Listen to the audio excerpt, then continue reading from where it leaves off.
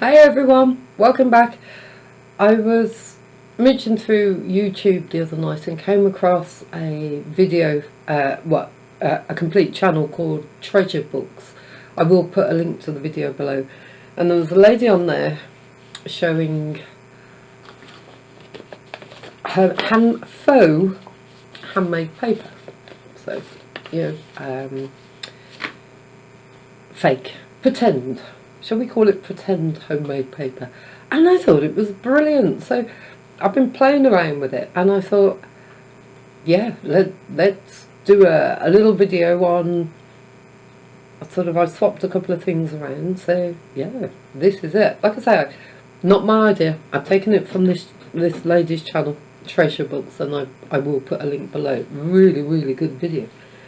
So this is one of my attempts. I'm not entirely happy with that, so I thought we'd sort of have a play around with it. I have a box of bits, so the bits that we're going to need to begin with. I've got some lint, so this stuff ain't your first aid box, cheap and cheerful. Cut it up. The one thing I have learnt is the smaller bits work much better than the big bits, so I've just chopped it into little pieces. There are tea bags. This stuff, it's like a kind of wire or nylon mesh. If I hold it up, it comes in big. Well, I've got it in sort of sheets like this stuff. I've had it years, and it's like, ooh. Anyway, using that, I've got hessian that I've just cut bits off. Little bits of cotton that I've chopped into small bits because I found that they work better. Now, dried leaves and flowers. I do have a few dried leaves here. What I found was, I was in the supermarket. I thought, ooh, herbs.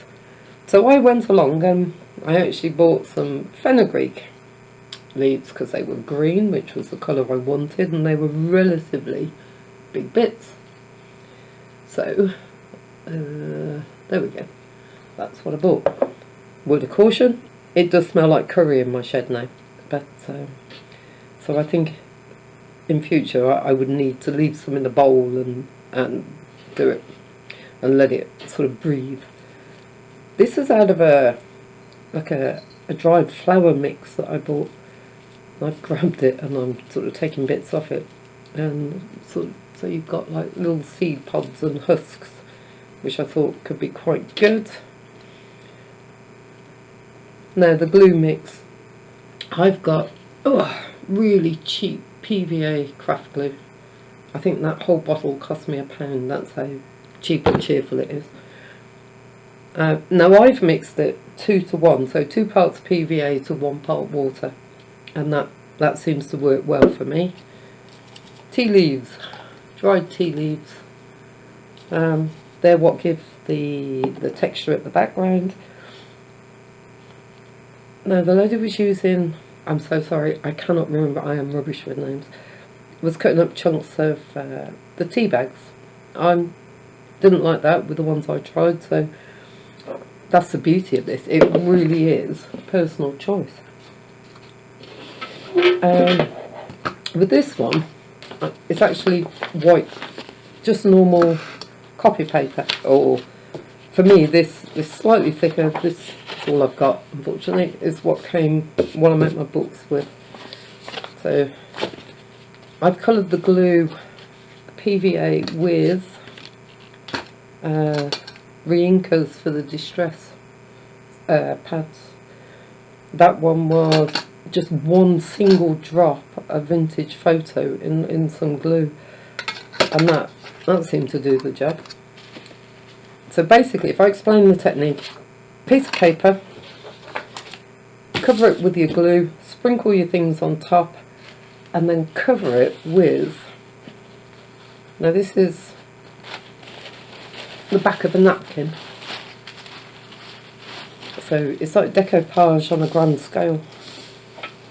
So that was, and then that is glued on top of all your bits to keep them in place, which that was excellent. I've also got normal tissue paper which I've used, which has been good. So we'll get rid of that bit, don't need that. I'm going to try it. I actually haven't tried it on cream paper, but I was thinking I want this to go in a journal that I'm making, and it's white on the back, and I'm thinking so that for me won't work because I use like this ivory coloured paper. So I have, now because I didn't want to colour all my PVA, all my mixed up glue, I actually poured, oh, it's a little mixing bowl from the local supermarket. I actually poured some in a bowl and dropped in. Now I've got, okay, vintage photo I've tried. I'm going to go for antique linen. See what that does. I'm hoping with the cream, all I want is just actually I'm going to be a devil and put 2 drops in. Now I didn't mix it properly, so what I wanted was streaks. Normally you don't want streaks on your work, but this time I do. Let's move that, put that in the centre. If I move my light over, you can, hopefully it'll get a bit more. Oh, it's a proper winter's day here at the moment.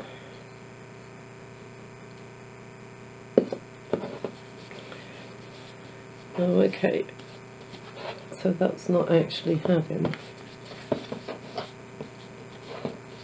What I found with the distress stains is where it first hits the paper is where it marks.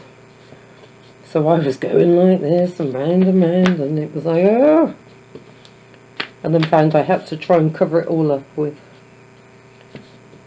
the things I was sticking on the paper.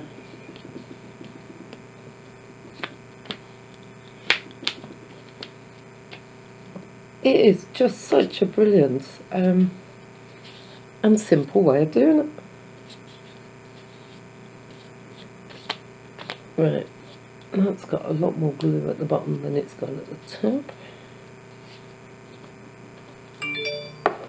Oh, my phone going off, sorry about that. Right, now for the bits. This is the fun bit, because this is where you get to decide what you want. So these are tea leaves. Okay, that looks a bit. Now I wasn't a fan of the black, so I think I'm just going to stick with like this kind of. It's not gold. I'm not sure what this colour is. So,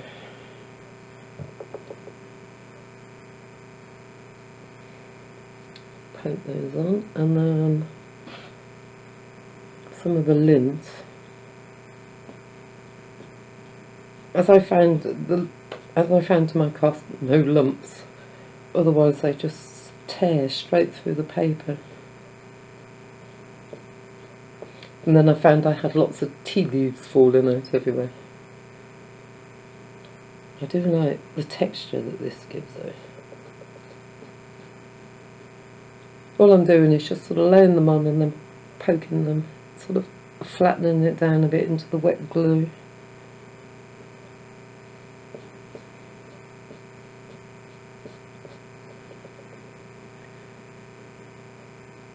I have to say this was very therapeutic, just sort of messing around. It's like doing a collage when you I think I haven't tried these, so let's see if these work. Little bits, I think. That's what I did find, was it was much better. The smaller the pieces, it looked more natural for me. But I suppose really it's like everything, isn't it? It really is personal preference. And I'm not too fussed that they're not sticking down at the moment, because the piece on top will hold everything down. And then some of these herbs.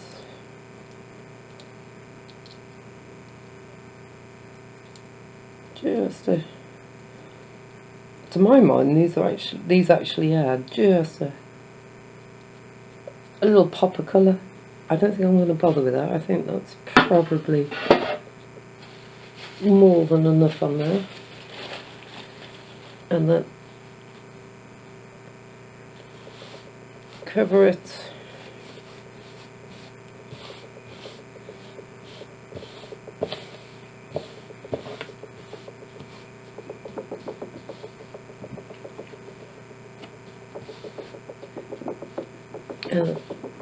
Oh, you can hear everything banging on my table. The idea is to try and get rid of all the air bubbles, because if you do cut shapes out of it, it's all going to start to separate. Right, and then, so let's mix that up proper. So, very much like decoupage, and now I'm just going over the top, making sure that everything is stuck down. And no, by no means am I an expert. That's the word I think I'm looking for. An expert in decoupage. Ooh, there are some fantastic videos out there on it, and I look at them and I think, oh, now I've gone and torn that. So what I've done is I've taken a piece off the bottom that I don't need.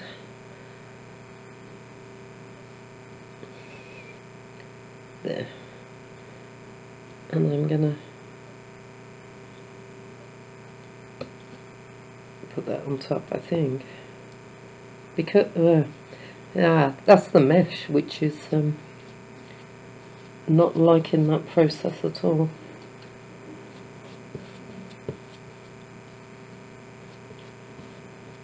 So maybe not the mesh in future.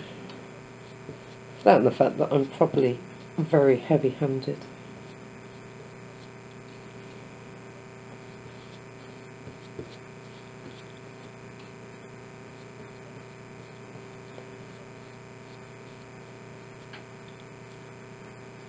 Yeah, that's definitely the mesh. Okay, so that needs careful handling. Right, let's patch that bit.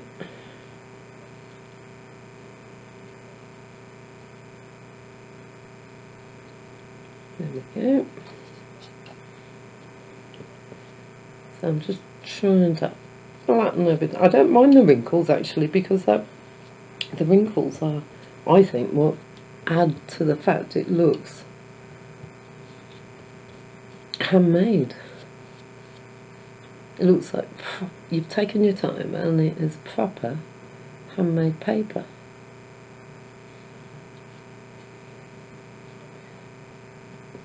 One of my young ladies did offer to show me how they made paper at school, and then she started to list all the equipment that they use, and it was like, oh, no. But thank you so much for offering. Right, I need to... How easy was that? I need to try this. I suppose actually now would be the time. Like, that looks a little boring. So I am... Oops. With my last bit of glue, I'm just going to add a drop of vintage photo to the glue. Give it a bit of a mix. Oops. Oh yeah. And just maybe add a bit of colour to the top bit.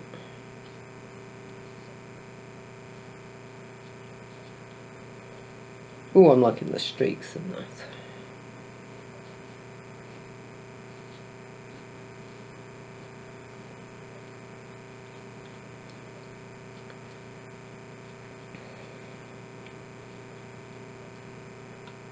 There you go, handmade and aged all in one go.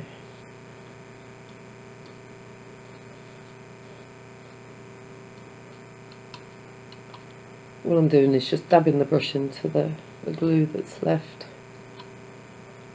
just so I can add a bit of colour to the top.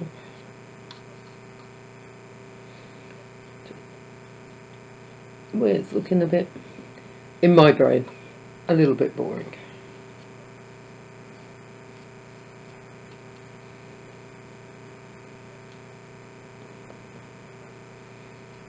I'm trying to remember not to. I hadn't thought of this, but actually, it's a bit like distressing the edges of the page. Let's get some up in the corner.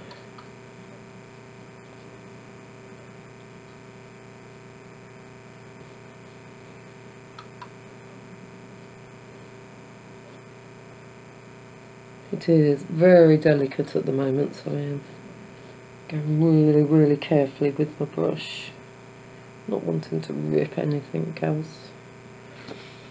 But I think that's pretty much done for the moment. Right, I am going to go off and dry this, and then I will be back in a minute. Right, there we are. So this is, I've actually dried it with my heat gun. I'm not sure whether or not it'd be better if it was just left to dry, but this one has words but not the mesh. The mesh has not, so you can see the bits. So that's the lint, and then you've got the herbs, which I do like the green contrast. The mesh just looks a bit of a mess. So that's, but I can use that, because you can make pockets and envelopes and all sorts with these.